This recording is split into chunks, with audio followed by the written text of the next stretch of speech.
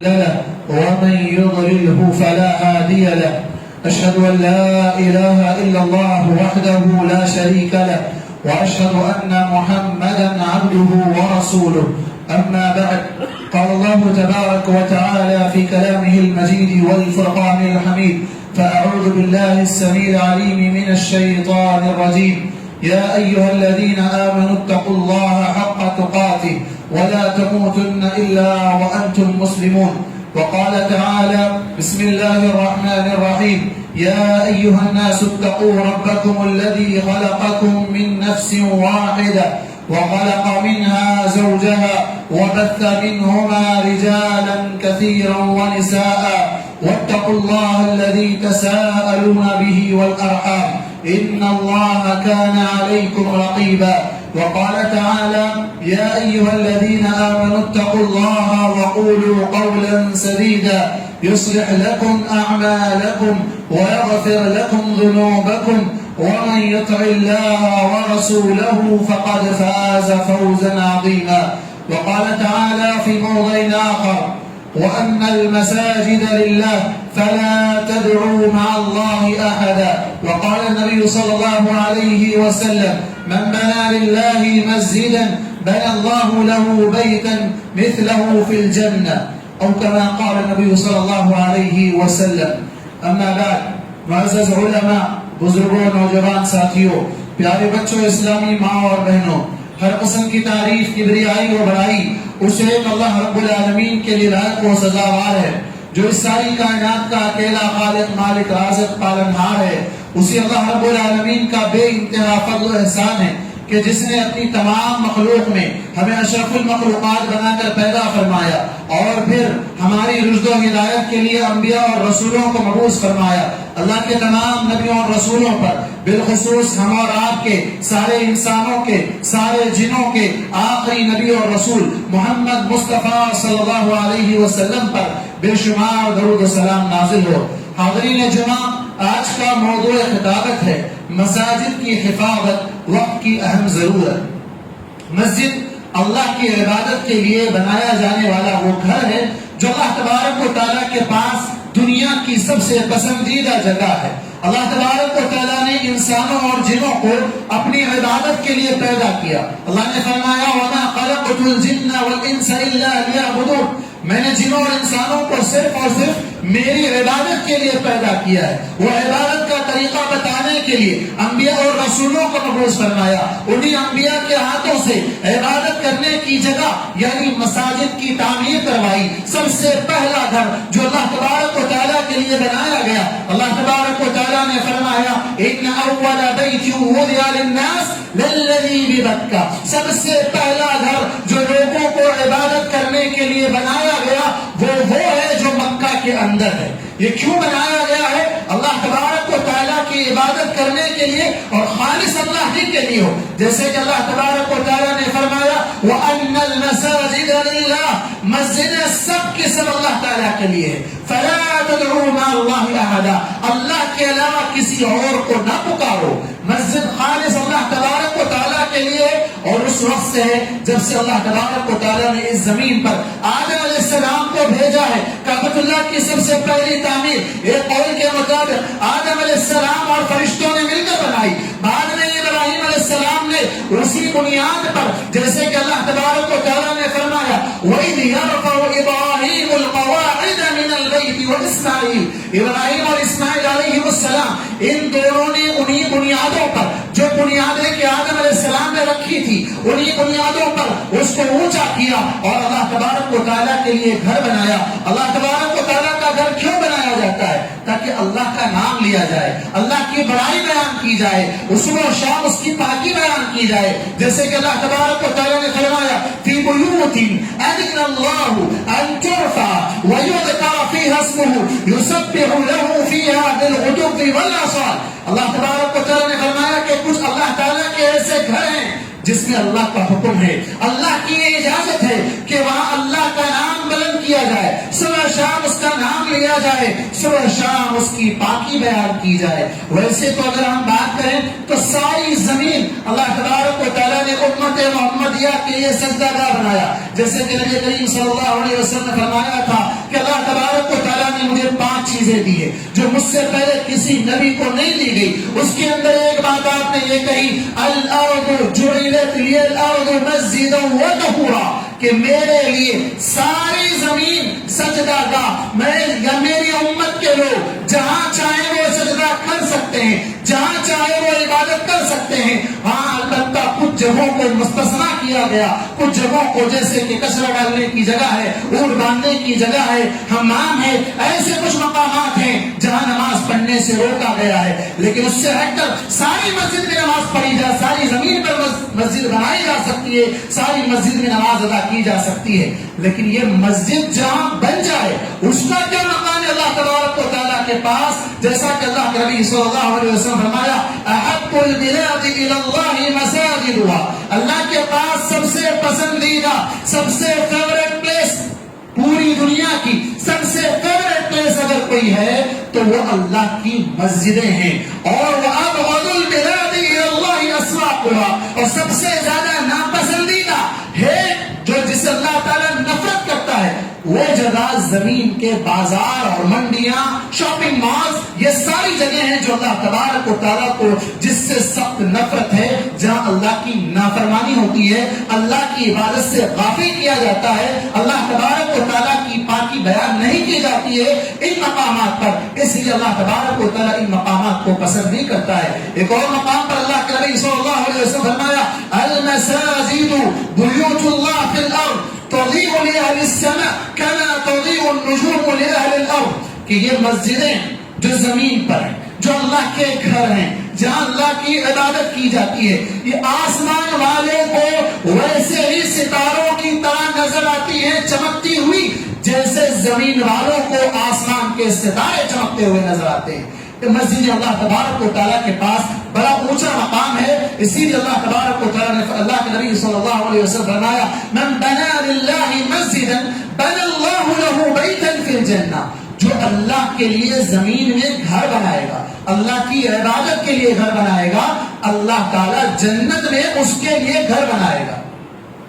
اگر ہم بات کرتے ہیں ہمارے ملک ہندوستان کی, آج کی تاریخ کے اعتبار سے بہت سے لوگوں کے ذہنوں میں شاید یہ احساسات ہوں گے کہ آج 6 دسمبر کا دن ہے, ایک بلیک ڈے کے طور پر کئی سالوں سے منایا جا رہا ہے. تقریباً 32 سال ہو چکے ہیں, 32 سال ہو چکے ہیں. ایک بہت بڑی مسجد بابری مسجد کو شہید کیا گیا, اور آج اس مسجد پر, اس مسجد کی جگہ پر مندر کی تعمیر بھی کر دی گئی, اور پھر اس کے بعد اسی کو بہانہ بنا کر, اسی کو نشانہ بنا کر, اسی کو دلیل بنا کر ہندوستان کی بڑی بڑی مساجد کی ایک لمبی فہرست تیار کی گئی, اور مساجد پر ہر آئے دن, ہر صبح شام ایک نیا مقدمہ دائر کیے جانے کا سلسلہ شروع ہو چکا ہے. اور یہ دیکھتے ہی دیکھتے مسجد اور اس کے علاوہ جو بھی ہے, جس کے اندر نہ چاہتے ہوئے مجھے یہ کہنا پڑتا ہے کہ کچھ درگاہیں بھی ہیں جو کہ اللہ کی عبادت کی جگہ نہیں ہے, اللہ کی عبادت کی جگہ نہیں ہے, وہ ایک الگ مسئلہ ہے.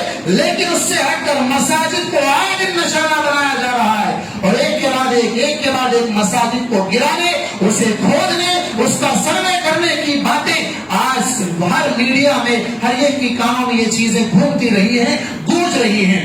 ایسے میں یہ جو چیز اللہ کے نبی صلی اللہ علیہ وسلم فرمایا کہ مسجد بنانے والے کے لیے جنت میں گھر ہے, لیکن کیا مسجد بنا کر چھوڑ دینے کے لیے, کیا مسجد بنا کر ایسے اسے بتانے کے لیے کہ ہم نے اتنی مسجدیں بنائی؟ معاف کرنا, بہت تلخ حقیقت ہے, بہت کڑوی حقیقت ہے. ہمارے شہر حیدرآباد کی اگر ہم بات کریں, ہمارے دکن کی اگر ہم بات کریں, یہاں حکومت کرنے والوں نے بے شمار مسجدیں بنائی تھی, اور آج ان بے شمار مسجدوں میں کئی ایسی مسجدیں ہیں جن مساجد میں بے شمار مسجدیں ویران, بے شمار مسجدیں کھنڈرات میں تبدیل, بے شمار مسجدیں کچرے کی جگہ بن گئی, بے شمار مسجدیں گھوڑے اور بیلوں کو باندھنے کی جگہ بن گئی. اور افسوس کی بات ہے چند ہی دنوں قبل ہمارے شہر حیدرآباد کے اطراف و اطراف میں کچھ مسجدوں کو لینڈ گرابرز نے گرا دیا, کسی جگہ کچھ بہانہ بنایا گیا, کہیں کچھ بہانہ بنایا گیا. مختلف بہانوں کے ذریعے سے ان غیر آباد اور ویران مساجد کو کئی جگہ گرا دیا گیا. کئی ایسے جن کا ہمیں پتہ بھی نہیں ہے. اور اگر ہم بات کریں ہمارے ہی قریب کی گولکنڈے کی, اگر ہم بات کر لیں گولکنڈہ قلعہ کی, اگر ہم بات کر لے، اس کے اندر ایک مسجد کو بھی آباد نہیں کیا گیا اور نہ کرنے کی اجازت دی گئی۔ افسوس یہ ہے کہ وہاں تقریباً 90% مسلمان بستے ہیں، 90% مسلمان بستے ہیں۔ وہاں ایک مسجد جو صدیوں پہلے بنی ہوئی ہے، برسوں پہلے بنی ہوئی تھی۔ سوال یہ ہے کہ ان مسجدوں پر یہ نگاہیں کیوں اٹھ رہی ہے؟ ان مساجد کا سروے کیوں کیا جا رہا ہے؟ ان مساجد کو گرانے کی باتیں کیوں ہو رہی ہے؟ اس لیے ہو رہی ہے کہ لوگ اور بالخصوص مسلمان ان مسجدوں کو چھوڑ کر، ان مسجدوں کو بعض مقامات پر، معاف کرنا بعض کڑوی باتیں مجھے کہنا پڑے گا، بعض مقامات پر مسجدوں کو خود مسلمانوں نے فروخت کر دیا ہے۔ بعض مقامات پر مسجد کی جگہوں پر وقف کی پراپرٹی کو مسلمانوں نے فروخت کر دیا ہے چند ٹکوں کے عوض میں، چند ٹکوں کے عوض میں مسلمانوں نے خود مسلمانوں کا نقصان کیا ہے۔ اور بعض مساجد اگر آباد نظر آتی ہیں تو وہاں ہم یہ دیکھتے ہیں کہ وہ مسجدیں عبادت سے کم، عبادت میں کم، آمدنی میں زیادہ ہیں۔ اسے آمدنی کا ذریعہ بنا لیا گیا ہے، انکم کا ذریعہ بنا لیا گیا ہے، اور اس انکم کی وجہ سے وہ مسجدیں لگتی ہیں کہ ہمیں آباد ہے، وہاں دکانیں ہیں، وہاں بازار ہے، وہاں مارکیٹ ہے، مختلف چیزیں ہیں۔ میں تفصیل میں نہیں جا سکتا، وقت میرے پاس بہت کم ہے، لیکن اتنی بات ضرور ہے کہ ان مسجدوں کو غیر آباد کرنا یہ ہم مسلمانوں کا ایک بہت بڑی غلطی، ایک بہت بڑی جو نا ہماری غلطی ہے، جس کی وجہ سے آج یہ حرکتیں ہو رہی ہے۔ اور پھر اس سے بڑھ کر یہ ہے کہ مسجد میں ایک مسلمان، یہ سارے مسلمان ایک اللہ کی عبادت کے لیے آتے ہیں۔ اب ان کے طریقے الگ الگ ہیں، منہج الگ الگ ہے، لیکن سب عبادت کرتے ہیں اللہ کی، نام لیتے ہیں کہ وہ اللہ کا گھر ہے، لیکن اس میں حد بندیاں قائم کر دیتے ہیں، اس میں روک لگائی جاتی ہے کہ یہ مسلک والا نہ آئے، وہ مسلک والا نہ آئے۔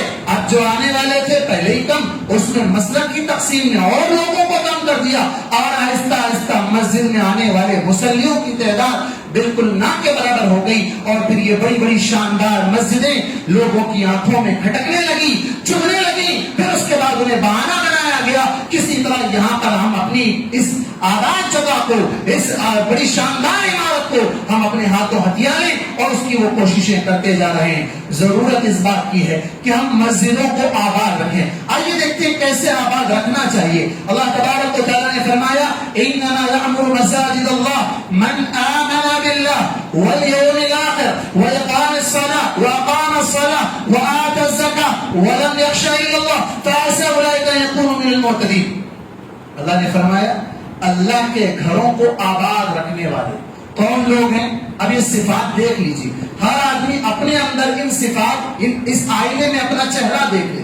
اللہ نے فرمایا من آمن باللہ، جو اللہ پر ایمان رکھتا ہے، والیوم الآخر، آخرت کے دن پر ایمان رکھتا ہے۔ مسجد بنا دیا مسجد، اور لوگوں مشہور کے ساتھ فلاں نے بنا دیا، اپنے ماں باپ کے نام پہ بنا دیا، خود کے نام پہ بنا دیا، مسجد کے ذمہ دار بن بیٹھے، اتنے سالوں سے ہم مسجد چلا رہے ہیں، فلاں کر رہے ہیں۔ ابراہیم علیہ السلام نے مسجد بنائی، قرآن میں اللہ نے اس کا ذکر کیا۔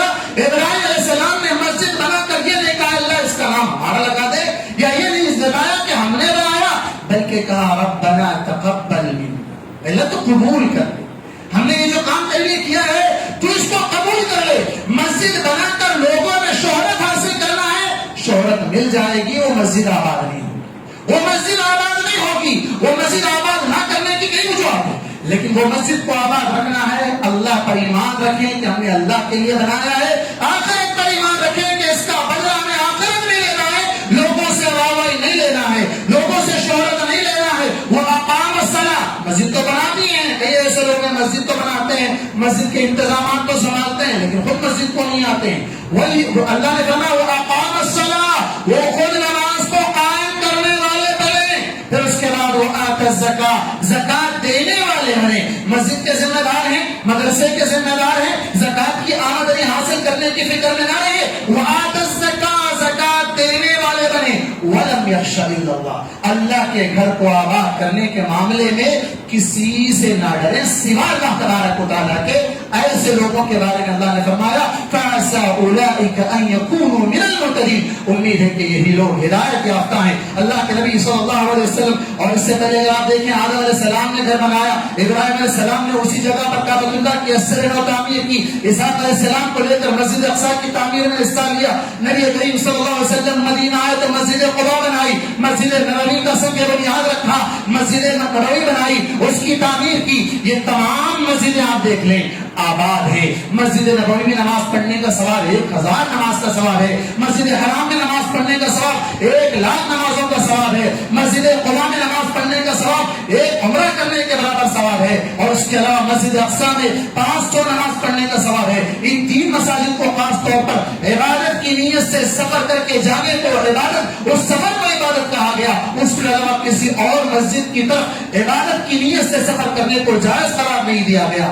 مسجد کو آنا ہے، مسجد کو آباد رکھنا ہے۔ ایسا نہیں کہ صرف رمضان میں آ گئے، افطار کے موقع پر مسجد بھری نظر آتی ہے، تراویح کے موقع پر شروع کے 8 دن 10 دن پہلا عشرہ مسلمان نظر آتے ہیں، دوسرے عشرے سے مسلمان غائب ہو جاتے ہیں، اور پھر آخری عشرے میں یا راتوں میں کچھ مسلمان پھر وہ رونق ٹمٹماتی ہوئی نظر آتی ہے مسجد کی، اس کے بعد مسجدیں غیر آباد ہو جاتی ہیں۔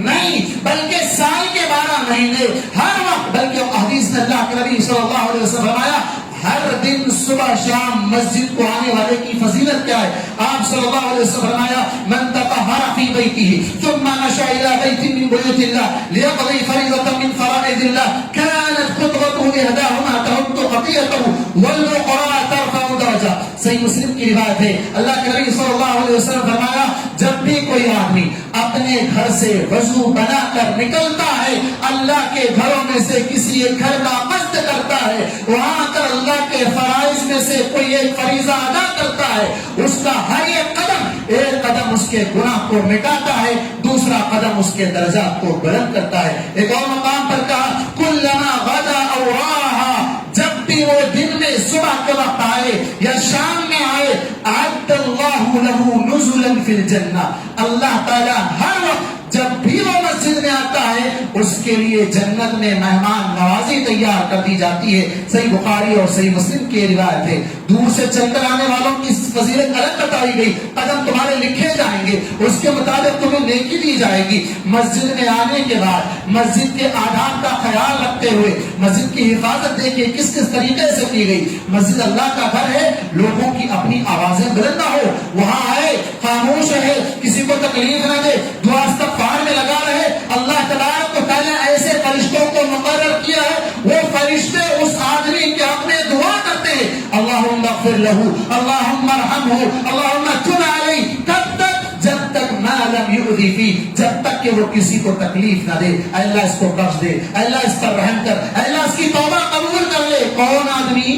جو اللہ کے گھر کو آیا ہے، اللہ کا مہمان بن کر آیا ہے، مہمان نوازی تیار کرنے کے لیے آیا ہے، جنت میں مہمان نوازی بن رہی ہے، فرشتے اس کے اپنے دعائیں کر رہے ہیں، پروردگار اسے معاف کر دے۔ کب تک؟ جب تک کہ وہ کسی کو تکلیف، یہ جگہ تکلیف دینے کی نہیں ہے، یہ جگہ عبادت کی جگہ ہے۔ بہت سے لوگ اسی کو تکلیف کی جگہ بنا چکے ہیں، لڑائی جھگڑے کا اڈا بنا دیے ہیں، منافرت کا اڈا بنا دیے ہیں، اختلافی مسائل کو حل کرنے کے نام پر اختلافات کو مزید پروان چڑھایا جاتا ہے۔ یہ وہ جگہ نہیں ہے۔ اللہ اکبر، یہاں تو کوئی آدمی جمعہ میں آئے لوگوں کی گردنیں پھلانگتا ہوا آ گیا ہے، اللہ کے نبی صلی اللہ علیہ وسلم نے اس سے کہا اجلس فقد آ گئی، تو لوگوں کی صرف گردنیں پھلانگ رہا ہے، نہیں بلکہ تو لوگوں کو تکلیف دے رہا ہے۔ بیٹھ جا، جہاں تو کھڑا ہے اسی جگہ پر بیٹھ جا۔ لوگوں کی گردنوں کو ہٹا کر آگے آنے میں تکلیف ہو سکتی ہے تو پھر بھلا بتائیں اپنی زبان سے، گندے اخلاق سے، گندے الفاظ سے، گالی گلوچ سے اور مختلف متاثرانہ انداز سے جو لوگ ایک دوسرے کو تکلیف پہنچاتے ہیں ان کا کیا حال ہوگا۔ اللہ کے نبی صلی اللہ علیہ وسلم نے اس مسجد کو، جیسا کہ حضرت عمر رضی اللہ عنہ خالی بلند آواز کرنے کے بعد 2 طائف کے نوجوان آئے، مسجد نبوی میں بلند آواز سے بات کر رہے ہیں، بلایا، پوچھا کہاں کے ہو تم لوگ؟ کہا ہم طائف کے رہنے والے ہیں۔ کہا اگر تم اس شہر کے ہوتے، اگر تم مدینے والے ہوتے تو میں تمہاری پیٹھ لال کر دیتا۔ مطلب کیا ہے؟ یہ جگہ اللہ کا گھر ہے، اللہ کے نبی کی مسجد ہے، اس میں تم آواز بلند کرتے ہو، یہ آواز بلند کرنے کی جگہ نہیں ہے، یہاں خاموشی کا مناظرہ کرنا چاہیے، اس جگہ پر خاموش رہنا چاہیے۔ مسجد میں آ کر فجر سے لے کر اشراق تک بیٹھنے پر مکمل حج اور عمرے کے ثواب کی خوشخبری سنائی گئی۔ جو آپ کی فجر کی نماز میں آئے، اشراق تک بیٹھے، ایک حج ایک عمرہ، تامۃ تامۃ تامہ، 3 مرتبہ اللہ کے نبی صلی اللہ علیہ وسلم نے تاکید کے ساتھ کہا کہ اسے مکمل حج اور عمرے کا ثواب ملے گا۔ عرش الہی کا سایہ۔ بہت سے لوگ آج کل بزی ہیں، اپنے فون میں بزی ہے، کاروبار میں بزی ہے، جائیداد بنانے میں بزی ہے، بینک بیلنس بنانے میں مصروف ہے، کھیل کود میں نوجوان مصروف ہے، ویڈیو گیمز میں مصروف ہے، سوشل میڈیا پر مصروف ہے، مختلف جگہ مصروف کہتے ہیں، ان کا دل کہیں نہ کہیں اٹکا ہوا ہے۔ اللہ کے نبی صلی اللہ علیہ وسلم فرمایا کل قیامت کے دن جب کوئی سایہ نہیں ہوگا، اس وقت اللہ تعالیٰ جن 7 قسم کے خوش نصیب لوگوں کو سایہ دے گا، ان میں سے ایک قسم ان لوگوں کی ہے جن کا دل مسجد سے اٹکا ہوا رہتا تھا، جو مسجد سے نکلتے پھر مسجد آنے کی طرف رہتی تھی کہ کب مسجد جانا ہے، کب اذان ہوگی، اذان سے پہلے آ گئے، مسجد میں نماز کے انتظار میں بیٹھے رہے۔ اللہ کے نبی نے فرمایا وہ جتنا انتظار میں بیٹھ رہے ہیں ان کا وہ بیٹھنا بھی نماز میں کاؤنٹ ہوگا، ان کا وہ آ کر انتظار کرنا بھی نماز میں شمار ہوگا۔ رجل قلبه معلق بالمساجد، وہ آدمی جس کا دل مسجد سے اٹکا ہوا ہے، مسجد میں لگا ہوا، کیوں؟ کوئی آمدنی ہے، کوئی اس کا مسئلہ ہے؟ نہیں، بلکہ وہ مسجد میں اس لیے آتا ہے کہ یہ اللہ کا گھر ہے۔ جیسا کہ بعض صحابہ اکرام کے بارے میں آتا ہے، وہ کہتے تھے مسجد بیت کل تقی، ہر متقی کا گھر مسجد ہے۔ متقی آدمی، دنیا سے بیزار آدمی، دنیا کی رنگ رنگینیوں سے دور رہنے والا آدمی، اللہ تبارک و تعالیٰ کی عبادت میں مصروف رہنے والا آدمی، اس کے لیے سب سے اچھی جگہ اللہ کا گھر ہے۔ بازار اچھی جگہ نہیں ہے، بازار میں بے ایمانیاں ہوتی ہے، جھوٹ ہوتا ہے، گالی گلوچ ہوتے ہیں، ناپ تول میں کمی ہوتی ہے، بہت سے فراڈ ہوتے ہیں، بہت سی غلط نگاہیں، بہت سی چیزیں ہوتی ہیں۔ مسجد میں اگر وہ رہے گا ان تمام چیزوں سے اپنے آپ کو بچا کر رکھ لے گا، لیکن اس کا ہرگز یہ مطلب نہیں ہے کہ سارے لوگ اپنے سارے دھندے چھوڑ دیں، اپنا کاروبار چھوڑ دیں، اپنی تجارت چھوڑ دیں، مسجد ہی میں آ کر بیٹھ جائیں۔ نہیں، بلکہ اللہ تبارک و تعالیٰ نے جمعہ کے سلسلے میں خاص طور پر کہا اِذَا نُودِيَ لِلصَّلَاةِ مِن يَوْمِ الْجُمْعَةِ فَاسْعَوْا إِلَىٰ ذِكْرِ اللَّهِ وَذَرُوا الْبَيْعَ، جب اذان دی جائے جمعہ کے لیے کاروبار چھوڑ دو۔ آج آپ باہر نکل کر دیکھ لو کتنے لوگ ہیں جنہوں نے اپنے کاروبار کو بھی بند نہیں کیا ہے، کتنے لوگ ہیں جب ان کا کاروبار چل رہا ہے، اذانیں ہو رہی ہیں، خطبات چل رہے ہیں، مسجدیں آباد ہیں، لیکن اس کے بعد کئی لوگوں کے کاروبار بھی آباد نظر آتے ہیں۔ اللہ نے کہا وَذَرُوا الْبَيْعَ، چھوڑ دو تجارت کو، اس لیے کہ یہ تمہارے اپنا بہتر ہے۔ فَإِذَا قُضِيَتِ الصَّلَاةُ فَانتَشِرُوا فِي الْأَرْضِ، اور جب نماز مکمل کر لو، نماز ہو جائے تو پھر نکل پڑو، اللہ کی زمین میں پھیل جاؤ اور اللہ کا خیر یعنی رزق تلاش کرنے میں لگ جاؤ۔ اللہ تبارک و تعالیٰ نے ہمیں تجارت سے منع نہیں کیا ہے، تجارت کے ساتھ ساتھ عبادت کو بھی مد نظر رکھیں۔ مسجد میں آئیں تو مسجد کے آداب کا خیال رکھیں۔ اللہ کے نبی صلی اللہ علیہ وسلم نے کہا کہ یہ مسجدیں بناؤ محلوں میں اور اس کو پاک صاف رکھو، خود بھی پاک صاف ہو کر آؤ، جہاں کپڑے صاف ہو وہیں منہ میں کچی لہسن اور کچی پیاز کھانے والے کو مسجد آنے سے روک دیا گیا۔ اللہ کے نبی صلی اللہ علیہ وسلم نے فرمایا جو شخص کچی پیاز یا کچی لہسن کھائے وہ ہماری مسجد کو نہ آئے۔ مطلب یہ ہے کہ وہ اس بدبو کو دور کرے تاکہ اپنے پڑوسیوں کو، اپنے بازو نماز پڑھنے والوں کو اور اس سے بڑھ کر فرشتوں کو تکلیف نہ پہنچے۔ مسجد آنے کی بات اگر کریں ہم تو اندھیرے میں چل کر آنے والے کے لیے بھی بڑی خوشخبری سنائی۔ آپ صلی اللہ علیہ وسلم فرمایا بشر المشائین بالنور التام یوم القیامہ۔ اللہ کے نبی صلی اللہ علیہ وسلم فرماتے ہیں جو لوگ اندھیروں میں مسجد کو چل کر آتے ہیں، اندھیرا ہے، آج کل تو لائٹ کا زمانہ ہے، گاڑیوں میں لائٹ ہے، فون میں لائٹ ہے اور کئی حالات، لیکن کبھی ایسا ہو جائے کہ آدمی کا مسجد سے اتنا دل لگا ہوا ہے، کرنٹ چلا جائے، لائٹ نہ ہو، فون نہ ہو، گاڑی نہ ہو، کچھ نہ ہو، اس کے باوجود بھی وہ مسجد کو جائے تو اللہ کے نبی صلی اللہ علیہ وسلم فرماتے ہیں کل قیامت کے دن جب ہر آدمی کو نور کی طلب ہوگی، روشنی چاہے گا، بالخصوص پلسرات سے گزرتے وقت اسے روشنی چاہیے۔ وہ جہاں کہیں بدعتی لوگ، جہاں کہیں گنہگار لوگ نیک لوگوں سے مانگیں گے اور ان سے کہیں گے کہ تھوڑا نور ہم کو دے دو، وہاں نور کو ملنے والا نہیں، جسے اللہ دے گا اسی کو ملنے والا ہے۔ اللہ کے نبی صلی اللہ علیہ وسلم نے فرمایا کہ وہاں اس دن ایسے لوگوں کو کمپلیٹ نور اللہ تبارک و تعالیٰ عطا کرے گا۔ اور پھر اسی طرح ان مسجدوں میں جہاں تک ہم بات کرتے ہیں کہ بہت سے لوگ بڑی بڑی آوازیں کرتے ہیں، بلند آواز سے بات کرتے ہیں، اللہ کے نبی صلی اللہ علیہ وسلم نے کہا ایاکم وحیشات الاسواق، بازاری گفتگو یہاں نہ کرو، کاروبار کی بات یہاں نہ کرو، کوئی چیز گم ہو جائے اس کا اعلان تک کرنے سے منع کیا گیا۔ کیوں؟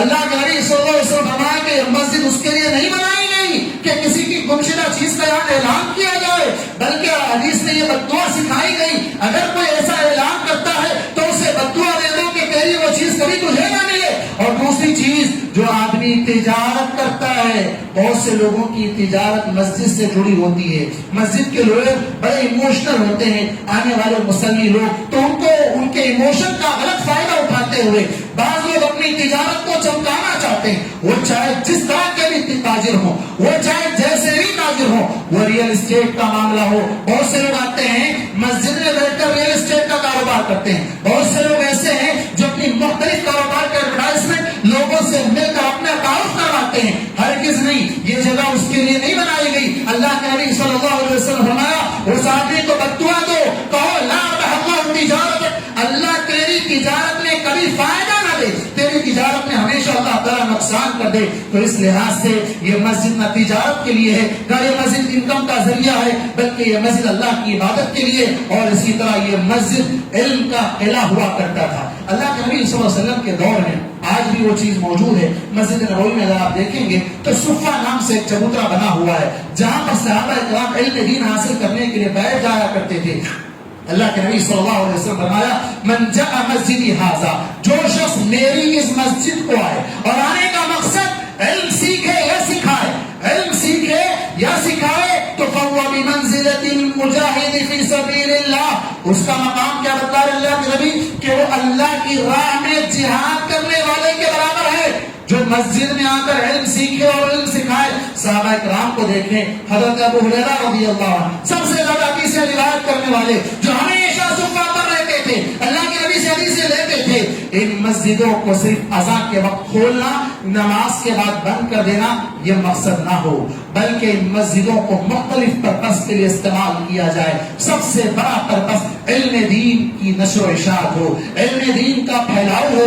اگر ہم بات کرتے ہیں مورخین کی کتابوں میں اگر ہم دیکھیں تو ان میں ہمیں جو بھی مسجد کا ذکر ملتا ہے اس مسجد میں مکتب اور لائبریری، یہ دو چیزیں، مکتب سے مراد بچوں کی تعلیم، جتنے بڑے بڑے محدثین گزرے ہیں، امام بخاری سے لے کر سیاستہ کے تمام محدثین، اس کے علاوہ تمام بڑے بڑے ائمہ، وہ تمام کوئی بڑی یونیورسٹی سے فارغ نہیں ہوئے تھے، وہ تمام کوئی جامعات سے فارغ نہیں تھے، وہ تمام علم دین حاصل کرنے کے لیے، احادیث کو حاصل کرنے کے لیے، اپنے اساتذہ سے علم دین سیکھنے کے لیے مسجدوں کا رخ کرتے تھے۔ مسجدوں میں مسند ہوا کرتی تھی، محدثین وہاں پر بیٹھ کر حدیث بیان کیا کرتے تھے، وہ ہونا چاہیے۔ مسجدوں کو آباد رکھنے کے لیے اسے علم کا قلعہ بنائیے، بچوں کی تعلیم، خواتین کی تعلیم، بڑوں کی تعلیم، بوڑھوں کی تعلیم، ہر طریقے سے معاشرے کا ہر آدمی، معاشرے کا ہر فرد مسجد سے کنیکٹ رہے، جڑا رہے، یہاں تک کہ قائدین ملت جو قوم کو سنبھالنے والے ہیں، لیڈرز ہیں، وہ بھی مسجد سے جڑے رہے۔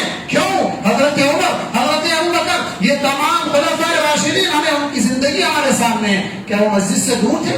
سیاست اپنی جگہ پر تھی، خلافت اپنی جگہ پر تھی، لیکن خلافت کو ہاتھ میں لے کر انہوں نے مسجد کو کبھی نہیں چھوڑا۔ ہونا یہ چاہیے کہ ہر معاشرے کا ہر فرد مسجد سے جڑا رہے، اور مساجد کے اندر مختلف چیزیں، جیسے کہ میں نے ابھی چند چیزوں کا یہاں پر ذکر کیا، حالات حاضرہ کے اعتبار سے جب جس چیز کی ضرورت محسوس ہو تو وہاں، جیسا کہ اللہ کے نبی صلی اللہ علیہ وسلم کے دور میں کبھی علاج و معالجے کے لیے اسے سینٹر بنایا جاتا، کبھی وہاں پر غریبوں، یتیموں، بیواؤں کی خبر گیری کا اللہ کے نبی صلی اللہ علیہ وسلم پوچھتے کیا بات ہے بھائی، فلاں آدمی نظر نہیں آ رہا ہے، جاؤ اس کی خبر گیری کر کے آؤ، کون نہیں آ رہا ہے، کیوں نہیں آ رہا ہے، کیا وجوہات ہے، مسجد نہ آنے کی وجہ کیا ہے، یہ ساری چیزیں، تاکہ مسجد آنے والے لوگ اپنے غائبین کا خیال کریں تو ہر آدمی سوسائٹی کا مسجد کی حفاظت میں حصہ لے گا اور مسجدیں آباد رہ سکیں گی۔ مسجدوں کو آمدنی کا ذریعہ نہ بنائے، مسجدوں کو تعلیم پھیلانے، علم دین پھیلانے کا ذریعہ بنائے، اس کے لیے خطیب حضرات کی ذمہ داری ہے،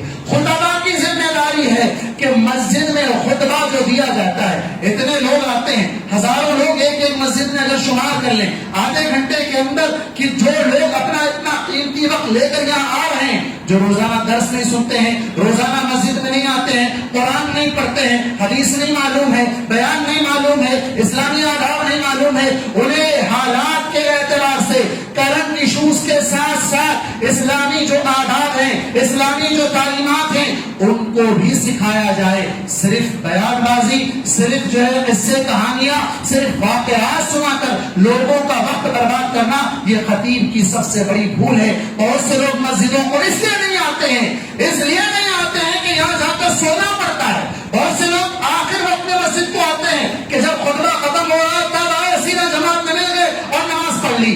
نہیں ہونا یہ چاہیے کہ خطیب کا خطبہ سننے کے لیے وقت سے پہلے لوگ آئیں، خطبہ سنیں، خطبے میں کچھ ایسا درس ہو، کچھ ایسا مواد ہو جس کو لے کر جائیں تو ان کی اگلی زندگی دنیا اور آخرت دونوں سنور جائے۔ اور جہاں تک بات ہے مسجدوں کو غیر آباد کرنے والوں کی، مسجدوں کو گرانے والوں کی، اللہ تعالیٰ ان سے انتقام لینے والا ہے۔ اللہ نے فرمایا وَمَنْ أَظْلَمُ مِمَّنْ مَنَعَ مَسَاجِدَ اللَّهِ، اس سے بڑا ظالم کون ہو سکتا ہے جو اللہ کی مسجدوں سے لوگوں کو روکتا ہے۔ اب یہ ظالم کئی طرح کے ہیں، مسلک کی بنیاد پر روکنے والے بھی ہیں اور سیاست کی بنیاد پر روکنے والے بھی ہیں، اور کتنے ایسے مسلمان، غیر مسلموں کی میں بات نہیں کر رہا ہوں، کتنے ایسے مسلمان ہیں، بڑے افسوس سے کہنا پڑتا ہے، مسجدوں کو، بنی ہوئی مسجدوں کو روک دیا گیا، مسلمانوں نے روک لگایا ہے، کورٹ سے اسٹے آرڈر لایا ہے، مسلمانوں نے ان مسجدوں کو اپنے ہاتھوں سے گرایا ہے۔ کیا جواب دیں گے اللہ کے پاس؟ آج ہمیں شکوہ ہے کہ ہماری ایک مسجد گری ہے اور دوسری مسجدوں پر انگلیاں اٹھ رہی ہے، تو میرے بھائی جو لوگوں کو مسجد کی طرف بلانے کا ٹھیکہ لے رکھا ہے، وہ لوگ لوگوں کو مسجد کو بلانے کی بات کرتے ہیں اور وہی کتاب و سنت پر چلنے والوں کی مسجدوں کو مسمار کرتے ہیں، ڈیمولش کرتے ہیں۔ وہ اللہ کے پاس کا ان کی ذمہ داری یا ان سے اللہ تعالیٰ پوچھے گا؟ نہیں، ضرور پوچھے گا۔ لَهُمْ خِزْيٌ فِي الدُّنْيَا، اللہ نے کہا کہ ان کے لیے دنیا میں بھی رسوائی ہے، وَلَهُمْ فِي الْآخِرَةِ عَذَابٌ عَظِيمٌ، اور آخرت میں بہت بڑا عذاب ہے۔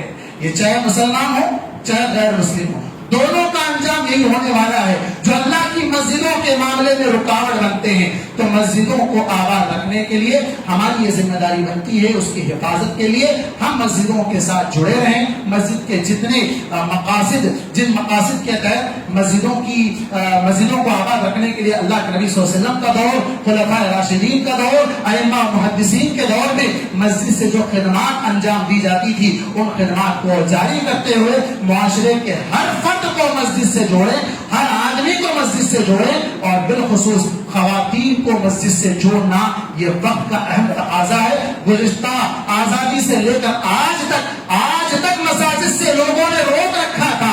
آج سپریم کورٹ کے ذریعے سے جو آرڈر آتا ہے تو مسلم پرسنل لا بورڈ یہ ایک چھوٹی سی درخواست لوگوں میں وائرل کرا دیتی ہے کہ نہیں، اب ہم نے مسجدوں میں خواتین کے آنے کے لیے انتظام کر دیا ہے۔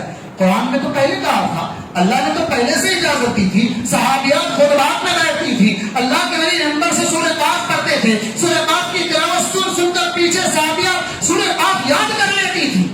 اور آج ہم کہتے ہیں کہ نہیں، ہم آپ دروازے کھولنا چاہتے ہیں، مسجد کے دروازے سب کے لیے کھلے رکھیے، ہاں پردے کا انتظام ضرور ہو، ان کے لیے جو آداب ہیں انہیں بھی ان آداب کا خیال رکھنا چاہیے۔ اور آخری بات، بچوں کو مسجد سے ہرگز نہ روکیں، یہ بھی بہت بڑی بھول ہمارے لوگ کرتے آئے ہیں۔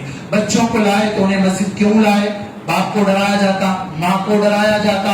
ہرگز نہیں۔ صحابہ کرام، اللہ اکبر، حضرت حسن رضی اللہ عنہ، حضرت حسین رضی اللہ عنہ اور بہت سے صحابہ، بلکہ نواسی رسول اللہ کے نبی صلی اللہ علیہ وسلم کی پیٹھ پر چڑھ جاتی، نماز پڑھا رہے ہیں، امامت کر رہے ہیں، کھانے پر بٹھا کر امامت کر رہے ہیں، چھوٹے بچوں کو لے کر۔ آج کے بچے کل کے بڑے ہیں، آج ان بچوں کو مسجد سے روکتے ہیں، مسجد لاتے ہیں ہاتھ میں فون تھما لیتے ہیں، وہ پیچھے بیٹھ کر میوزک لگا رہا ہے، وہ کارٹون دیکھ رہا ہے، وہ گیمز کھیل رہا ہے، ہم اس کے حوالے کر دیں، ہم یہ سمجھ رہے ہیں کہ ہماری عبادت ہو رہی ہے۔ وہ بڑا ہو کر مسجد نہیں آنے والا، وہ بڑا ہو کر مسجد نہیں آنے والا۔ اور آج جو ہم دیکھ رہے ہیں، آج ہمارے ہی علاقے میں کئی جگہ آج ہمارے بچے اسکول میں پڑھ رہے ہیں، انہیں مسجد سے روکا ہوا ہے۔ آج ہمارے بچے اسکولوں میں بیٹھے ہوئے ہیں، ابھی اسی وقت انہیں جمعہ میں شریک ہونے کی اجازت نہیں۔ کون ذمہ دار ہے؟ ہم ذمہ دار ہیں۔ یہ ہماری ذمہ داری بنتی ہے کہ ہمارے بچوں کو مسجدوں سے جوڑیں، مسجدوں کو لائیں، انہیں مختلف کلچرل پروگرامز کے نام پر غیروں کی تہذیب ان کے دماغوں میں بٹھائی جا رہی ہے اور اسلام سے دور کیا جا رہا ہے۔ میرے بھائیوں، اپنے بچوں کی فکر کرو۔ ابراہیم علیہ السلام گھر بنائے تھے اللہ کا اور دعا کی تھی، اور اس گھر کی تعمیر میں بچے کو ساتھ میں لے کر گھر بنایا تھا، اور پھر اس کے ساتھ دعا بھی کی کہ پروردگار مجھ کو اور میرے بچوں کو بت پرستی سے بچا لینا۔ آج بت پرستی کو پھیلانے کی جو ہے کوششیں، ناپاک کوششیں ہو رہی ہے، بچوں کو مرتد بنانے کی کوششیں ہو رہی ہے، مساجد کو مٹانے کی کوششیں ہو رہی ہے۔ ان تمام حالات میں ہماری یہ ذمہ داری بنتی ہے کہ ہم اپنے اعمال کی اصلاح کریں، اللہ پر ایمان کو مضبوط کریں، اللہ کا خوف دل میں پیدا کریں، اور ہر طرح کے جتنی واہیات اور جس قسم کے خرافات میں لوگ آج ملوث ہیں ان تمام سے اپنے آپ کو باز رکھیں۔ اللہ تبارک و تعالیٰ سے دعا ہے کہ اللہ تبارک و تعالیٰ ہمیں کما حقہ اس کے گھروں کو آباد کرنے والا بنائے، اس کی عبادت ویسے کرنے کی توفیق دے جیسے اللہ تبارک و تعالیٰ نے ہمیں کرنے کا حکم دیا ہے۔ اللہ تبارک و تعالیٰ ہم کو اور ہمارے آنے والی نسلوں کو بت پرستی سے بچائے۔ آمین۔ اقول قولی ھذا واستغفر اللہ لی ولکم ولسائر المسلمین من کل ذنب فاستغفروہ انہ هو الغفور الرحیم۔